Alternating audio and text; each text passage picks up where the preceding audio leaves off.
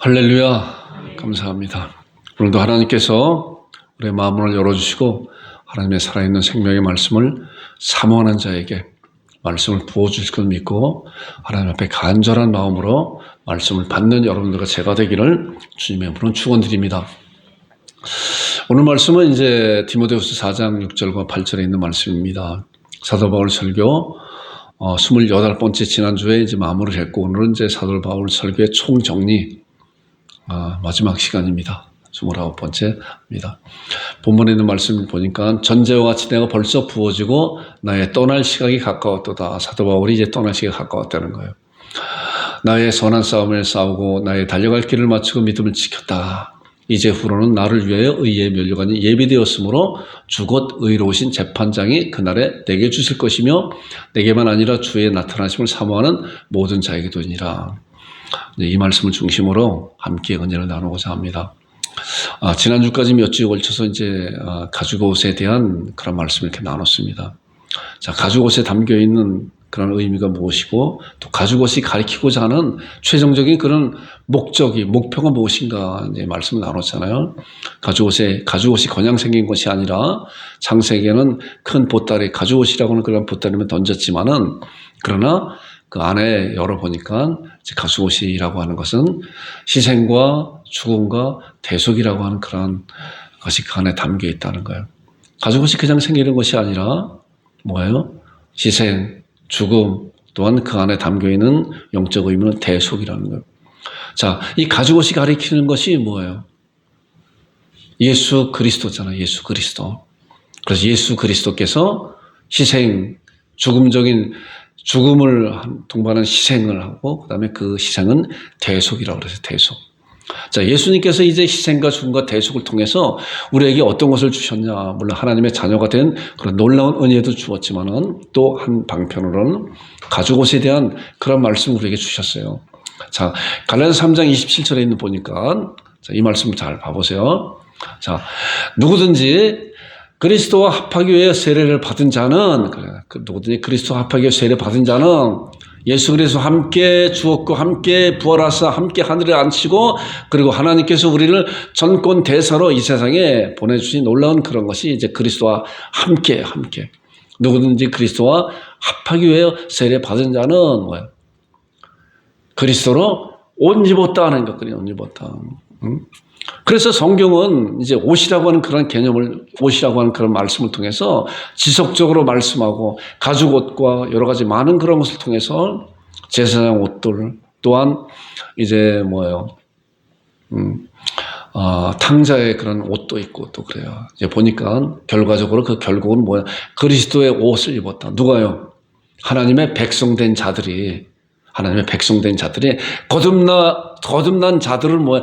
그리스도를 옷 입은 거예요. 그리스도 옷. 자, 이 그리스도 옷이 뭐예요? 신부의 옷이잖아요. 이 그리스도 옷이 뭐예요? 권세의 옷이란 말이에요. 권세의 옷. 왕권의 왕권의 옷이라고 해요.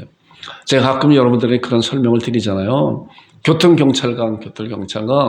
아무리 교통경찰관이라고 하여도 건장한 교통경찰관이라고 하여도 제복을 입지 않고 이런 교차로에 나가서 아무리 호루라기를 불어도 쓸 사람 하나도 없어요. 그 사람이 교통경찰관임에도 불구하고 제복이 주는 그런 위력이 있는 거예요. 그렇잖아요. 판사가 재판장에서 그냥 양복 넥타이 메고 땅땅땅 두드리면 돼요? 안 돼요. 그거는 효력이 없는 거예요. 법복을 딱 입고 재판장의 법복을 입고 그리고 그 입에서 나오는 말 두둥기는 그 소리 그게 바로 법이 되는 거란 말이에요. 법. 그래서 이 옷에 대한 아주 귀한 것이 있어요. 자, 이 말씀 보니까 누구든지 우리들은 예수님과 합하기 위해 세례 받은 자이잖아요. 그래서 하나님의 된 자들은 뭐예요? 그리스도로 옷 입었다는 거예요. 여러분들 그리스도 옷 입은 거예요. 우리가 거듭난 영혼은 그리스도로 옷 입은 거예요. 이게 자녀의 권세예요. 자녀의 권세. 그래서 이러한 말씀을 통해서 내가 그리스도의 왕복을 입었구나. 또 한편으로는 그리스도의 신부잖아요. 신부가 웨딩드레스 입잖아요. 웨딩드레스 입은 신부 어때요? 얼마나 조심해요. 아무나 흑진탕에 막 하나요? 막 하지 않아요.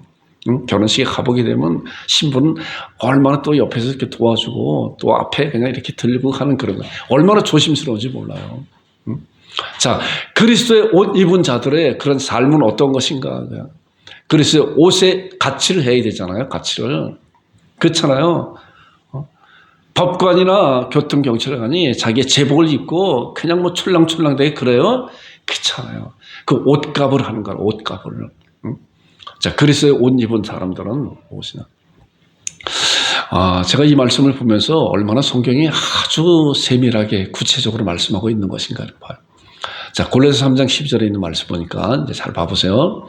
그러면 너희는 하나님이 택하사 거룩하고 사랑받은 자처럼 하나님이 택하사 이제 예수 그리스도를 말미암아 하나님의 자녀된 거듭난 자들, 구원받은 자들, 구원받은 자들은 뭐예요?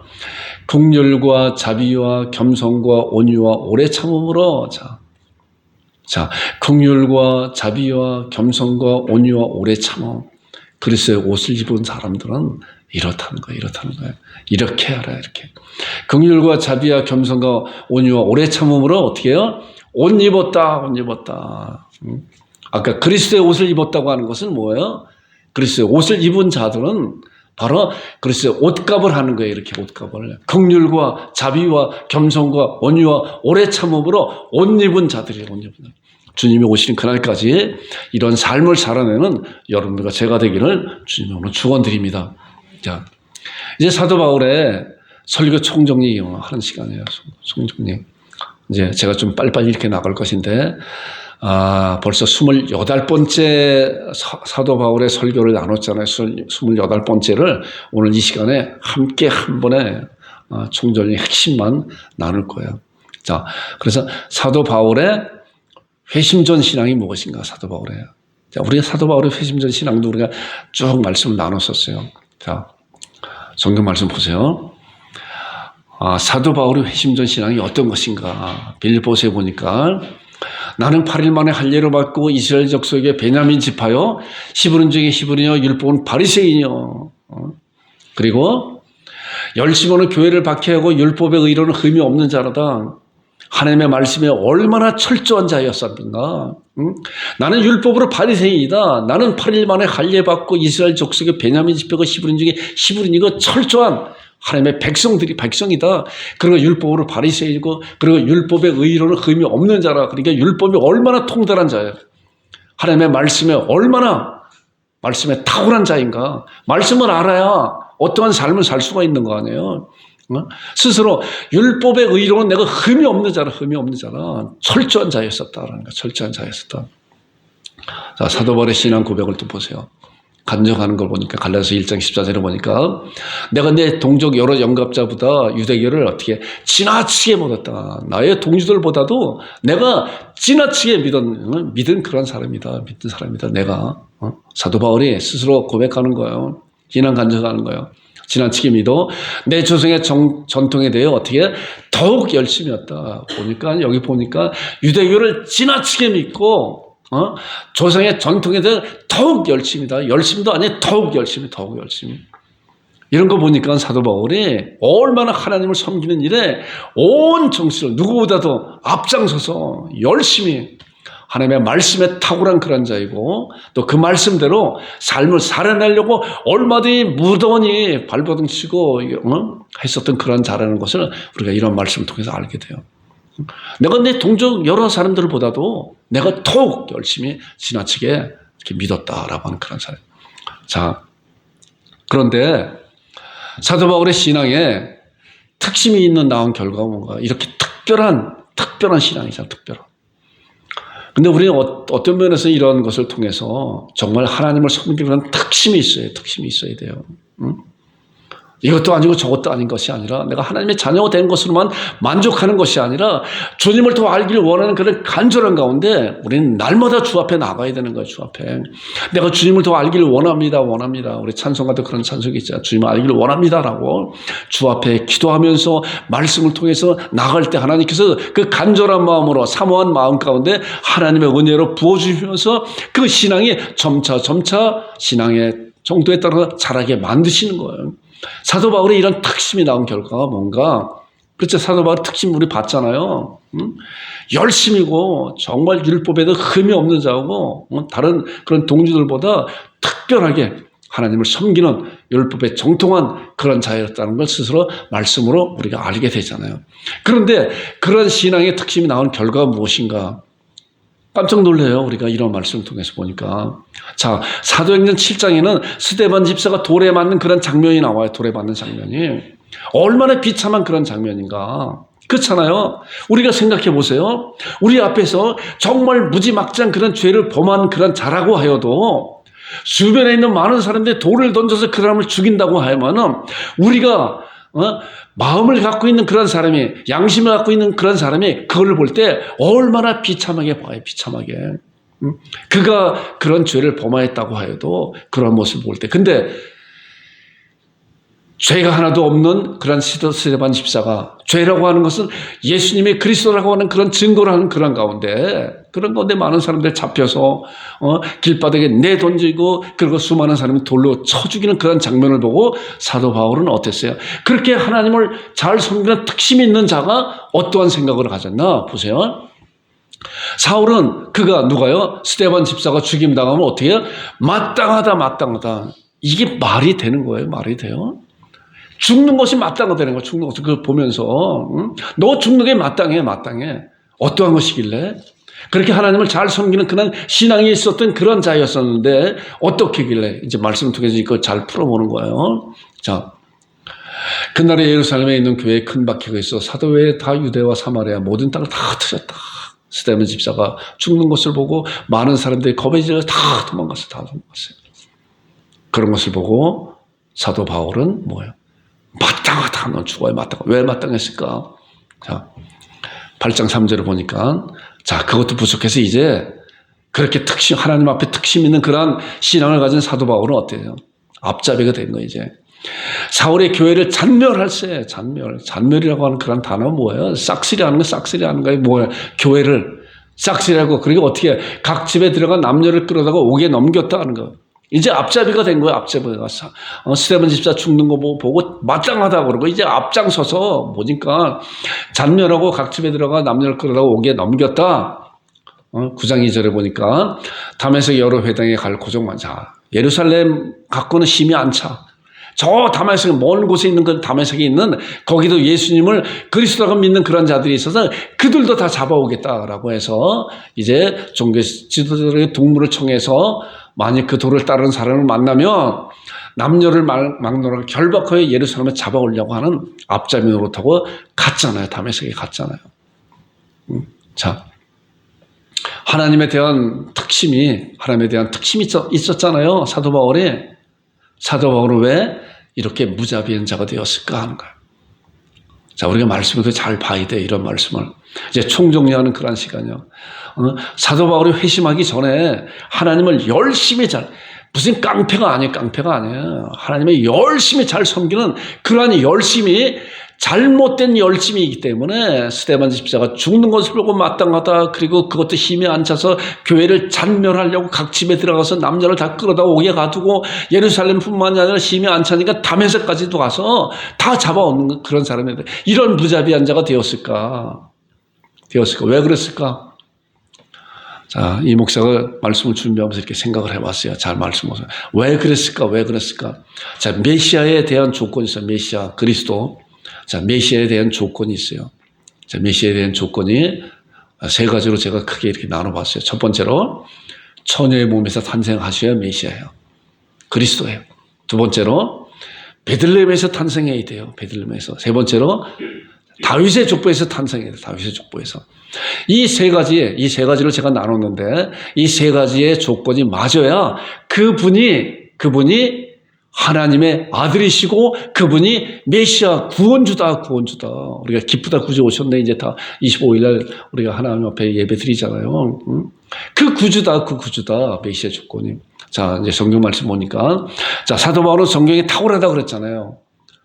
성경의 구약 성경이 탁월한 사람이기 때문에 율법에 흠이 없는 그러한 일을 지키기 위해서는 율법의 탁월함을 가져야 되잖아요. 하나님 말씀에 남들보다도 더 열심히 하나님 말씀을 공부하고 그 말씀을 실행하고 실천했던 그런 사람이에요. 그렇기 때문에 자, 이사야 7장 14절에 있는 말씀 알았을까 몰랐을까? 알았죠.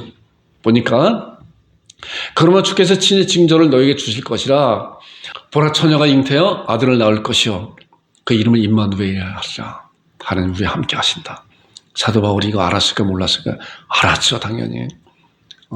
그러니까 메시아는 처녀에서 잉태해서 아들로 태어날 거구나를 알았어요. 그 다음에 어디서 태어날 건가?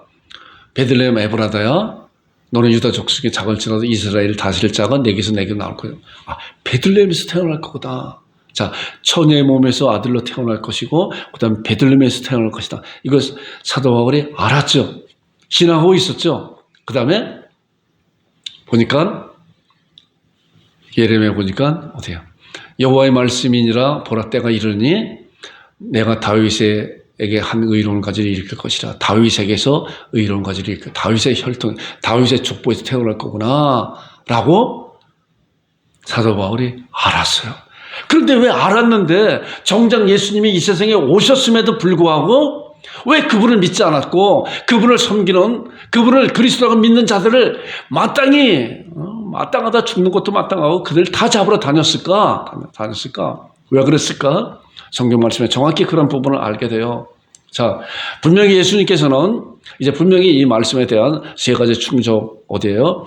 처녀의 몸에서 아들로 태어날 것이고 베들레헴 땅에서 태어날 것이고 다윗의 족보에서 태어날 것이다 라고 분명히. 그래서 우리는 이제 그 이후 세대이기 때문에 얼마나 복된 자들인가, 얼마나 하나님 앞에 은혜 받은 자인가, 이걸 다 알잖아요. 우리는 다 알잖아요. 다 알고 신앙하고 있잖아요. 당시에는 잘 몰랐단 말이에요. 이런 부분에 대해서. 사도 바울 그 시대에도, 초대교회 시대에도 예수님의 이러한 모든 것을 충족했음에도 불구하고, 그분이 오셨음에도 불구하고 그 예수님을 그리스도하고 믿지 못했단 말이에요. 왜 그랬나 보세요. 자, 예수님의 탄생은 분명히 이제 지금 말씀드린 것 같이 분명히 말씀을 통해서 보니까 정확하게 어떻게 해요? 마태복음 1장 18절에 처녀 마리아가 성령님으로 잉태되었다 그랬잖아요. 제가 이제 요약한 그런 말씀이에요. 처녀 마리아에게 요셉과 정혼하고 동거하기 전에 성령님으로 잉태된 것이 나타났다 그랬잖아요. 맞잖아요. 그러니까 자, 이 예수님이 정확하게 맞잖아요. 그 다음에 마태복음 1장 1절에 보니까 아브라함과 다윗의 자손 예수 그리스도의 족보라 라고 쭉 나오잖아요. 누가 낳고 쭉 하면서. 그래서 마리아에게서 이제 예수님이 태어나신 그런 사실을 쭉 말씀하고 있잖아요. 자, 그러니까 그 예수님은 뭐예요? 다윗의 족보로 태어나셨잖아요. 다윗의 족보로. 법적인 족보 아니에요. 물론 더 정확한 의미로서 하나님께서 성령으로 말하면 태어났지만은 요셉애가 결혼한 그 마리아가 결혼 전에 동거하기 전에 그 안에 잉태되었고 법적으로 이제 다윗의 계보에서 태어났다고 말씀하고 있잖아요. 그 다음에 마태복음 2장 1절 보니까 언제요? 요셉과 정혼하고 동거하기 전에 잉태되고 이제 요셉이 마리아를 데려와서 같이 이제 살게 되잖아요. 그래서 마리아가 만삭되었을 때 어때요? 로마기 자기의 본 동네에 가서 호적을 하라 그랬잖아요. 기가 막힌 그런 타이밍이잖아요. 그래서 만삭된 그 마리아가 이제 다윗의 동네 베들레헴 땅으로 갔잖아요. 그 먼 길을 저 위에 나사렛이라고 하는 그런 동네에서 갔잖아요.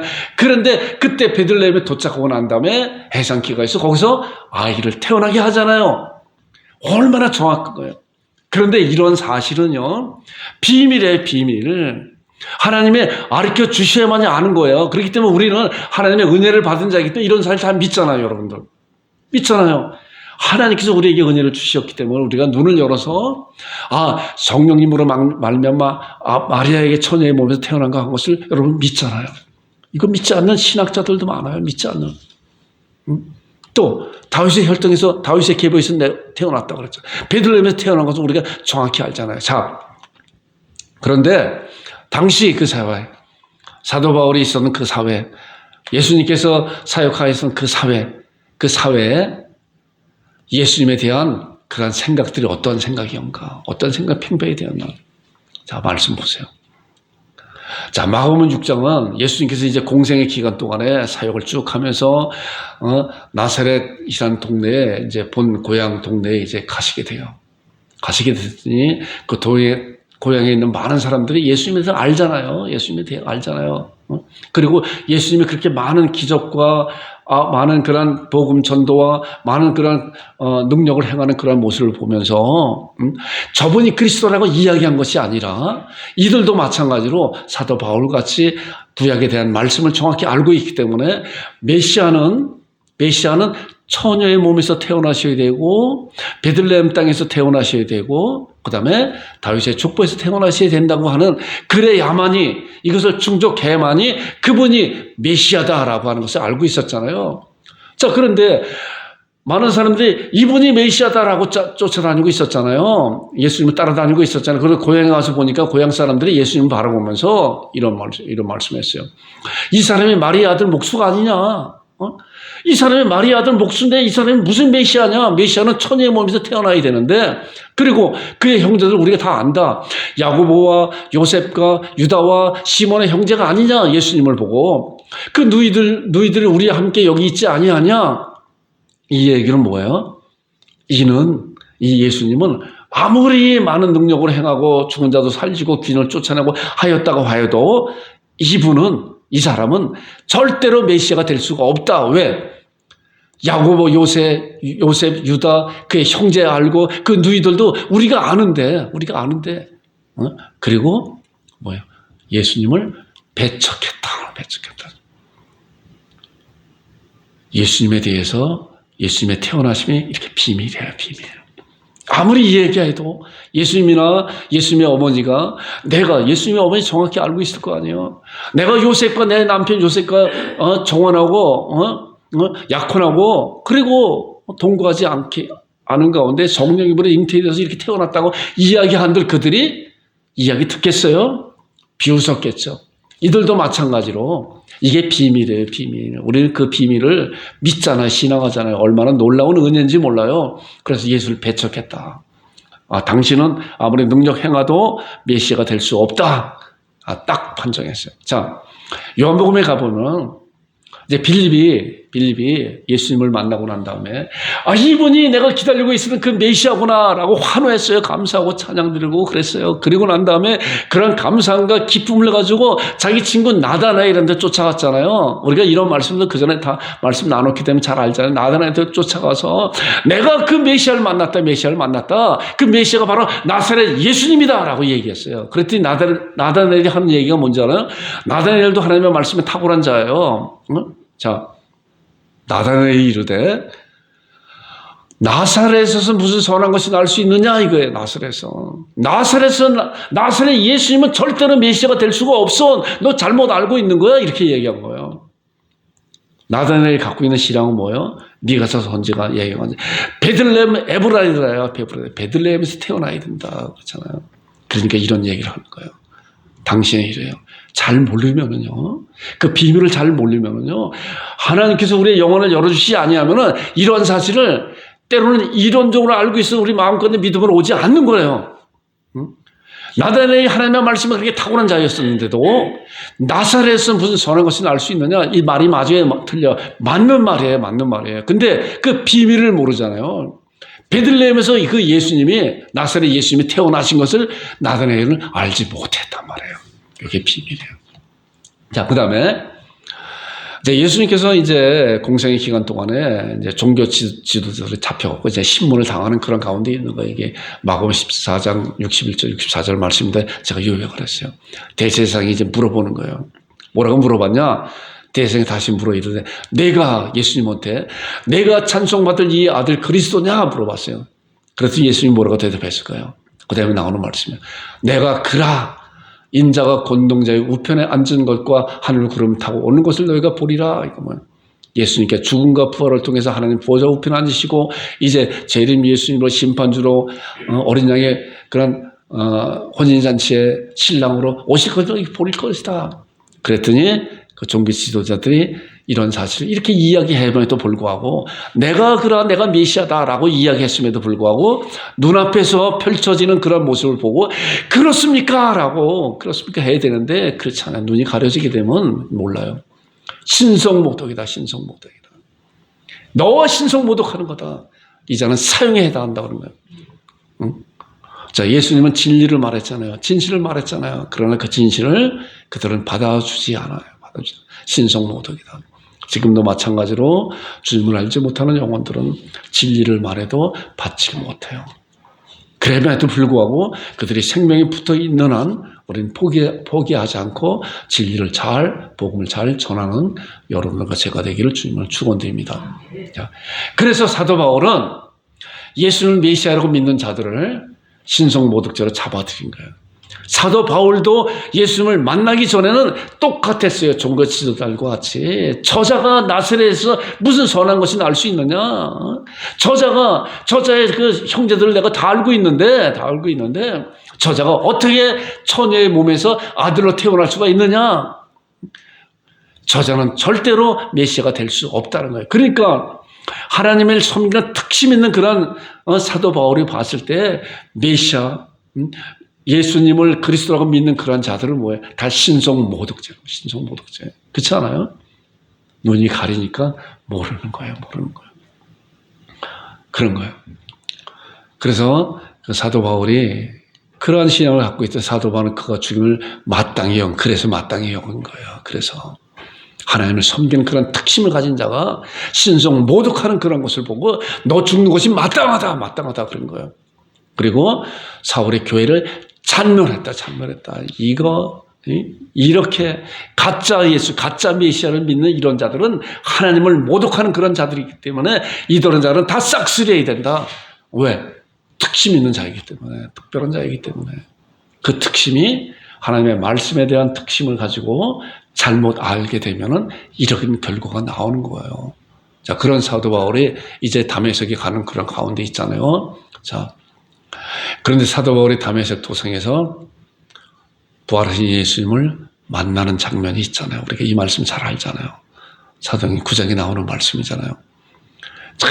살기가 등등해서 다메섹에도 예수님을 그리스도가 믿는 그런 아주 신성모독하는 자들이 거기 많다라고 하는 소리 듣고 병사들 이끌고 앞장서서 가고 있었잖아요. 그러다가 어느 날 다메섹 도상에 거의 다 가서 하늘에서 빛이 내려왔고 강렬한 빛이 내려서 사도 바울을 고꾸라지게 만들잖아요. 그 나오는 말씀이 사도행전 9장 4절부터 5절 나오는 말씀이에요. 땅에 엎드러져 들으며 소리가 있으리되 사울아 사울아 내가 어찌 나를 박해하느냐. 예수님께서 부활하신 예수님이 나타나셔서 사울아 사울아 내가 어찌 나를 박해하느냐. 대답하되 주여 누구십니까? 나는 내가 박해하는 예수라. 사도 바울이 예수는 가짜 메시아다. 그렇기 때문에 가짜 메시아를 믿는 그런 자들은 다 신성모독죄로, 마찬가지로 예수님도 신성모독죄로 십자가상에 돌아가셨고 죽었기 때문에 그를 믿는 모든 사람들은 다 신성모독죄를 다 잡아들여야 된다라고 다메섹 도상에까지 가고 있는 그런 가운데 그 부활하신 예수님을 만났잖아요. 나는 네 사울, 너 사도 바울 내가 박해하는 예수라라고 부활하신 예수님을 만나서 사도 바울이 어떻게 깜짝 놀랐잖아요. 눈이 멀었잖아요. 그리고 3일 동안 금식하는 가운데 3일 동안 금식하면서 무엇을 했을까요? 통에 자복했을 거 아니에요. 통에 자복. 별의별 생각이 다 났을 거 아니에요. 스데반 집사 그 부모 그 형제들 그 가족들이 얼마나 미안해요. 얼마나 죄송하고. 그리고 그뿐만이 아니라 각 교회를 잔멸하고 각 집에 들어가서 남녀노소를 다 끌어다가 다 감옥에 쳐두는 그런 앞잡이 노릇을 했는데 그들에게 얼마나 죄송하고 그래요. 얼마나 죄송하고. 그리고 하나님 앞에 얼마나 잘못했노라고 통에 자복했을 거예요. 그랬을 거 아니에요. 그리고 이제 하나님의 위로를 받고 하나님을 통해서 눈이 감긴 그런 것을 열리게 하고, 그리고 음식 먹고 간거한 가운데 사도 바울이 이제 무엇을 했나 봐요. 자, 사도 바울의 회심후 이제 신앙이에요. 사도 바울이 이제 참 예수님을 만났다. 부활하신 예수님을 만나고 난 다음에 이제 180도로 바뀌었잖아요. 우리 말씀을 통해서 이제 많이 함께 나눴었잖아요. 바뀌었잖아요. 그러고 난 다음에 사도 바울이 한 게 뭐예요? 9장 20절에 즉시야, 즉시. 3일 동안 통에 자복하고 금식하는 가운데 이제 아나니아를 통해서 눈이 열리고 음식을 먹고 강건하시고 난 다음에 이제 사도 바울이 한 거 뭐예요? 즉시로 각 회당에서 예수님이 누구예요? 하나님의 아들이라고 전파했다. 완전히 이제 반대가 됐잖아요. 예수님은 하나님의 아들이 아니라고. 그리고 하나님의 아들이라고 하는 자들 다 잡아 싹쓸이해갖고 감옥에 쳐두는 그런 앞잡이로 했던 자가 이제 각 회당에 가서 그 예수님이 내가 핍박했었던 그 예수님이 하나님의 아들이라고 전파했다는 거예요. 이것이 사도 바울의 그 설교의 핵심이란 말이야. 핵심. 그 예수님, 나사렛 그 예수님이 하나님의 아들이시라고 전파했다. 그 다음에 9장 20절을 보니까 사울은 힘을 더워도 예수님을 그리스도라 증언했다. 그리스도라. 다메섹에 가서 예수님을 그리스도를 믿는 자들 잡으러 갔다가 부활하신 예수님을 만나고 난 다음에 이분이야말로 하나님의 아들이라고 전파했구나. 이분이야말로 그리스도라고. 성경에 탁월한 그 사도 바울이었음에도 불구하고 눈이 열리지 않으니까 그 예수님을 바라보지 못한 거예요. 그 예수님이 메시아 그리스도라는 것을 알지 못했던 거. 부활하신 예수님을 만나고 난 다음에 확 열려버리니까 하나님의 말씀이 확 열린 거예요. 이분이 하나님의 아들이구나. 이분이 그리스도라구나. 그랬더니 다메섹에 사는 유대인들이 깜짝 놀랐잖아요. 당했잖아요. 예수님을 그리스도라고 믿는 자를 잡으러 온 자가 오히려 예수님은 그리스도라고 증거하고 있으니 얼마나 깜짝 놀랐겠어요. 그리고 이제 이들이 하는 일들이 뭐예요? 사도 바울의 고난이 시작된 거죠. 예수님을 그리스도 증언하는 사도 바울의 이제 고난이 시작된 거예요. 사도 바울의 고난. 그러잖아요. 말씀에 보니까 여러 날이 지나면 유대인들이 사울 죽이를 공모했다. 사울 죽이자. 저 사울 죽여버리겠구나. 죽여도 떳떳하다. 모든 사회의 그런 분위기가 그렇기 때문에 스데반 집사가 죽이는 것도 사도 바울이 마땅한 것 같이 마찬가지로 사울도 죽이를 공모했다.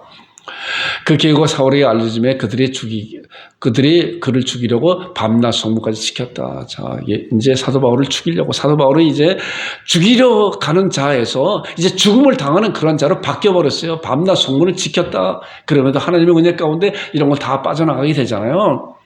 나중에 이제 보니까 우리가 1차, 2차, 3차 여행 그런 말씀을 다 이제 함께 나눴잖아요. 나중에 보니까 사도 바울을 죽이기까지 몇 명 금식했다고 그랬어요. 몇 명. 생각나요? 40명. 예루살렘에서 40명이 사도 바울을 죽이기까지는 내가 밥을 안 먹겠다고 금식을 하는 거예요. 이 금식도 사도 바울을 죽는 데까지 금식하는 별의별 희한한 금식들도 있어요. 보니까. 생각해 보세요. 우리 주변에 4명도 아니고 40명이 나를 죽이려고 날마다 순간마다 호신탐탐 노리고 흉기를 가지고 있다고 생각해 봐요. 살겠어요? 사도 바울이 그랬다는 거예요. 보니까 왜 그랬을까? 예수님이 그리스도라고 증거하는 그런 것 때문에 그런 거예요. 예수님이 하나님의 아들이라고 전파하는 그런 것 때문에 그랬던 거예요. 자, 고린도후서 이제 사도 바울이 이제 스스로 고백하는 그런 말씀이에요. 고린도후서 1장 8절 보니까 사도 바울이 이제 그 고난에 대해서 우리가 말씀을 보는 거예요. 형제들, 우리가 아시아에 당한 환난을 너희가 모르기를 원하지 아니하노나 심히 곱들어 심한 고난을 당하여 살 소망까지 끊어졌다. 자, 복음을 전하는 그런 가운데 살 소망까지 끊어졌다. 그리고 우리는 우리 자신이 사형 선고를 받은 줄 알았다. 사도 바울의 신앙 고백이에요. 우리가 1차, 2차, 3차 여행을 가는 가운데 살 소망까지 끊어지고 호시탐탐한 우리의 생명을 노리는 그런 자들이 있다. 자, 이런 말씀에 대해서 고린도서 11장에 보면은 더 아주 낱낱하게 세밀하게 말씀한 것이, 이 말씀과 함께 우리가 23절부터 27절까지 함께 교독하겠습니다. 신약성경 298쪽 고린도후서 11장 23절부터 27절. 자, 23절 제가 읽고 24절 여러분들 읽고 25절 제가 26절 여러분들 27절을 합독하겠습니다. 자, 말씀 보세요. 자, 11장 23절부터. 자, 신약성경 298쪽이요. 제가 23절 읽겠습니다. 그들이 그리스도 일꾼이냐 정신없는 말을 하거니와 나는 더욱 그러하다. 내가 수고를 넘치도록 하고 옥에 갇히기도 더 많이 하고 매도 수없이 맞고 여러 번 죽을 뻔하였으니 유대인들에게 40에서 하나 감한 배를 5번 맞았으며 3번 태장으로 맞고 1번 돌로 맞고 3번 파손하고 일주일 깊은 바다에 지냈으며 여러 번 여행해 가면서 강의 위험과 강도의 위험과 동족의 위험과 이방인의 위험과 시내의 위험과 광야의 위험과 바다의 위험과 거짓 형제 중의 위험을 당하고 함께요. 또 수고하며 애쓰고 여러 번 자지 못하고 줄이고 목마르고 여러 번 굶고 춥고 헐벗어 놀아. 자, 말씀이에요. 거기까지 27절까지요. 자, 이제 화면 보세요. 자, 화면 봐보세요.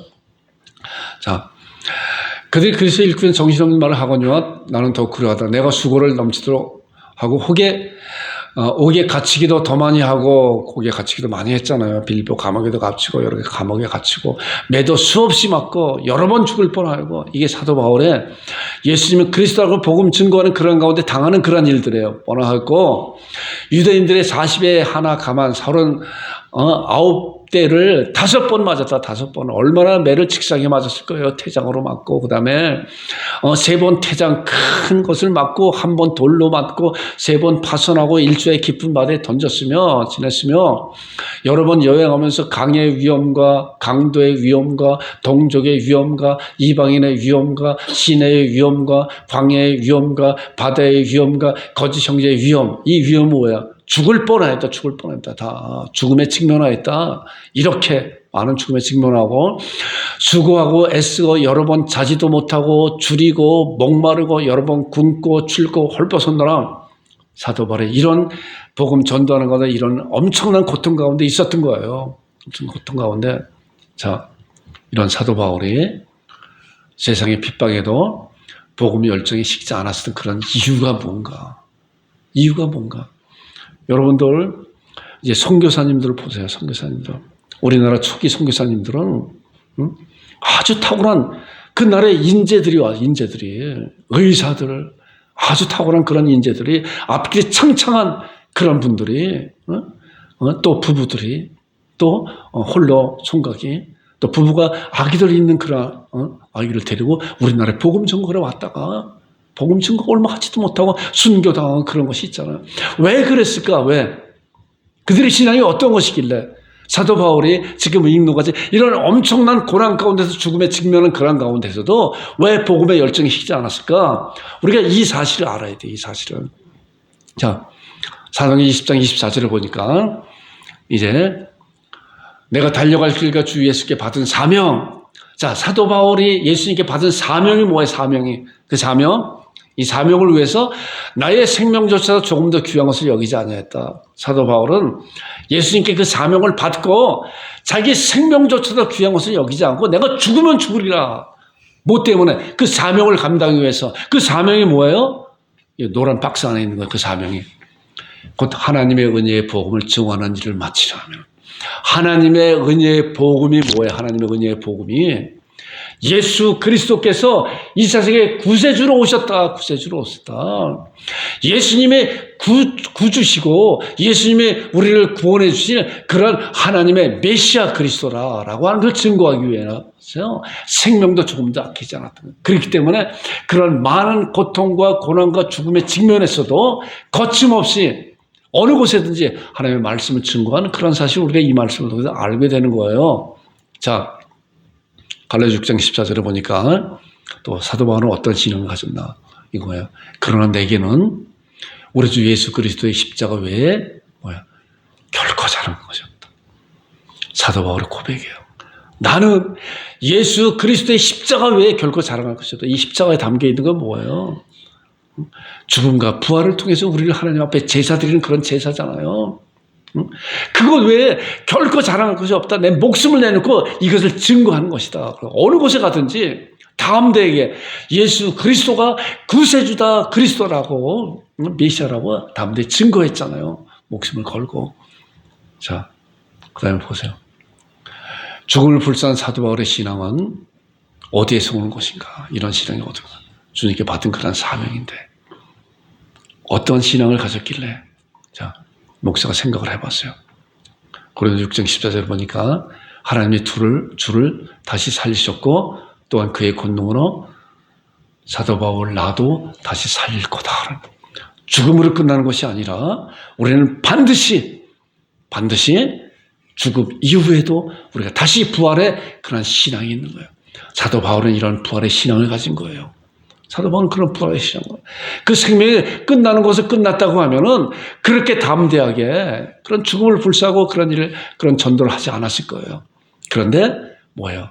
이 세상에 사는 것은 한시적이다. 안개와 같다. 죽음 후에 반드시 예수 그리스도께서 우리를 다시 살릴 것이다.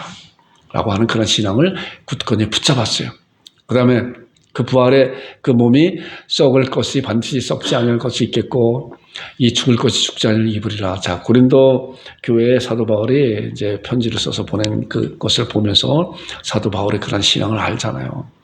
자, 우리가 부활할 것인데 이 부활의 그 몸은 죽지 않을 것이고 썩지 않을 것이고 영원히 있는 그런 신령한 몸으로 변화될 것이다 라고 하는 그런 굳건한 그런 신앙을 가졌잖아요. 우리도 이런 신앙을 가져야, 이런 부활의 신앙을 가져야 되는 거예요. 그래서 이런 말씀을 통해서 나도 그런 부활의 신앙을, 사도 바울 같이 그런 부활의 신앙을 갖겠습니다. 하나님 앞에 고백하는 여러분과 제가 되기를 주님으로 축원드립니다. 자, 그 다음에 디모데 4장 7절 8절 보니까 나는 선한 싸움을 싸고 나의 달려갈 길을 마치고 믿음을 지키라. 왜 선한 싸움을 싸웠어요? 선한 싸움을 봤잖아요. 우리가 죽음을 불사하고 그렇게 매를 많이 맞아도 그 복음을 잃지 않았잖아요. 복음의 열정을. 그게 선한 싸움이잖아요. 선한 싸움을 싸우고 나의 달려갈 길을 마치고 믿음을 지켰다. 내가 주님의 부르시는 그날이 다가왔다. 스스로 그걸 알게 돼요. 그래서 이제 후로는 나를 위하여 의의 면류관이 예비되었다. 상급에 대한 신앙을 갖고 있는 거예요. 상급에 대한. 사도 바울은 의의 면류관이 예비되었다. 왜? 선한 싸움을 싸우고 나의 달려갈 길을 마치고 믿음을 지켰기 때문에 나에게 의의 면류관이 예비되었다. 그런데 그 의의 면류관은 뭐예요? 주곧 의로운 재판까지 그날에 예수님께서 이 세상에 재림하시는 그날에 내게 주실 것이고 내게만 아니라 주를 나타나기를 사모하는 모든 자에게 주실 것이다. 얼마나 복된 말씀인지 몰라요. 사도 바울에게만 줄 것이 아니라 예수 그리스도를 이 세상에 심판주로 이 세상에 신랑으로 오실 그 부르러 기다리고 있는 그런 자들에게 의의 면류관이 예비되었다. 그런데 그 의의 면류관은 선한 싸움을 싸우고 믿음을 지킨 자들에게 주시는 그런 상급이라는 거, 상급. 여러분들과 제가 이런 말씀을 통해서 나도 사도 바울과 같이 나의 신앙의 믿음을 굳건히 지켜내고 의의 선한 싸움을 싸우고 믿음을 지키는 그런 자가 되겠습니다 하고 하나님 앞에 고백하고 하나님 앞에 의뢰하는 그런 자들이 되기를 주님의 이름으로 축원드립니다. 네. 자, 그래서 이 사도 바울도 마찬가지로 우리가 계시록 22장 20절과 21절 성경 말씀을 마지막 말씀이잖아요. 창세기 1장 1절은 태초에 하나님이 천지를 창조하시니라. 그 성경을 폈고 쭉 말씀하는 가운데 요한계시록 22장 20절과 21절은 마지막 말씀이에요. 무슨 말씀이에요? 이것들을 증언하신 이가 이르시되 내가 진실을 속여오리라. 예수님께서 내가 진실을 속여 오실 것이다. 사도 바울이도 이런 말씀을 믿었어요. 진실을 속여오리라. 아멘 주 예수여 오시옵소서. 얼마나 중요한 신앙이죠. 그래서 사도 바울이 갖고 있는 그 신앙은 뭐예요? 부활의 신앙, 예수님의 재림의 신앙, 그렇잖아요. 그리고 상급에 대한 그런 신앙을 사도 바울이 갖고 있었잖아요. 물론 다른 것도 있지만은 이렇게 세 가지로 제가 요약을 한번 해봤어요. 우리들도 마찬가지로 예수님에 대한 재림의 신앙을 굳건히 붙잡아야 되고 예수님에 대한 우리 몸에 대한 부활의 신앙을 굳건히 붙잡아야 되고 그리고 예수님이 오시는 그날에 사도 바울의 의의 면류관을 준 것 같이 그리스도를 나타나게 사모하는 모든 자에게도 주신다고 하는 그런 의의 면류관도 우리가 사모해야 돼요. 그리고 예수님께 내가 진실을 속여오리라 하시거나 아멘 주 예수여 오시옵소서라고 하나님 앞에 날마다 순간마다 고백하고 하나님을 의뢰하는 여러분들과 제가 되기를 주님으로 축원드립니다. 적용이에요. 제가 그래서 적용 말씀을 먼저 번에도 베드로에 대한 말씀을 나누는데 그 말씀을 선택했어요. 베드로서 3장 13절 14절에 보세요. 우리는 그의 약속하신 의의가 있는 곳인 새 하늘과 새 땅을 바라보도다. 새 하늘과 새 땅을 바라보는 그런 미래에 대한 예수님의 신앙에 대한 재림에 대한 신앙을 바라보고 부활의 신앙 또한 상급에 대한 신앙을 바라보는 자들은 새하늘과 새 땅을 바라보는 그런 신앙도 함께 갖게 되는 것입니다. 자, 그런 자들은 뭐예요? 보세요. 그러므로 사랑하는 자들아 너희가 이것을 바라보나니, 자, 새 하늘과 새 땅을 바라보나니 어떻게 살아낼 것인가 나오는 것이 그 다음에 나오는 말씀이에요. 보세요. 자, 같이 한번 읽어보겠습니다. 시작. 주 앞에서 점도 없고 흠도 없이 평강 가운데 나타나기를 어떻게 힘써라. 응? 하나님의 백성들은 하나님의 구원의 은혜를 선물로 받았지만 이제 하나님의 거듭난 구원받은 백성들은 이 세상에서 점도 없고 흠도 없고 평강 가운데 나타나기를 힘써야 되는, 애씀이 있어야 되는 거예요. 애씀이 있어야 되는 거예요. 아까 우리가 그리스도의 옷을 입었다 그랬잖아요. 예수 그리스도 합하게 세례받은 자는 그리스도 옷 입었는 자. 자, 그리스도의 옷이 뭐예요? 골로새 3장 12절의 말씀이죠. 그러므로 너희가 하나님의 택하시 거룩하고 사랑받은 자처럼 긍휼과 자비와 겸손과 온유와 오래 참음으로 옷 입고, 그래서 여기서 마찬가지로 점도 없고 흠도 없이 평강 가운데 나타나기를 힘쓰는 여러분과 제가 되기를 주님의 이름으로 축원드립니다. 기도하겠습니다. 아버지 하나님 은혜를 감사합니다.